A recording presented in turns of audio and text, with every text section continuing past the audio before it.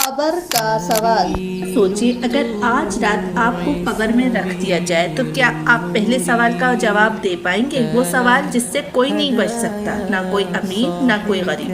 قبر میں سب سے پہلا سوال ہوگا من ربک، یعنی تمہارا رب کون ہے؟ اللہ تعالیٰ فرماتا ہے اللہ ایمان والوں کو ثابت قدم رکھتا ہے، دنیا میں بھی اور آخرت میں بھی۔ نبی کریم صلی اللہ علیہ وآلہ وسلم نے فرمایا جب بندے کو قبر میں رکھا جاتا ہے تو دو فرشتے آتے ہیں اور پوچھتے ہیں تمہارا رب کون ہے، تمہارا دین کیا ہے اور تمہارا نبی کون ہے؟ ایمان والا کہتا ہے میرا رب اللہ ہے، میرا دین اسلام ہے اور میرے نبی حضرت محمد صلی اللہ علیہ وآلہ وسلم ہے۔ لیکن جو دنیا میں غافل رہا وہاں جواب نہیں دے پاتا، صرف کہتا ہے مجھے نہیں معلوم۔ آج ہی ایمان کو مضبوط کرے اور دل سے کہے میرا رب اللہ ہے، اور کامنٹ میں لکھے آمین۔ اللہ ہمیں صحیح جواب دینے والوں میں شامل فرمائے، آمین۔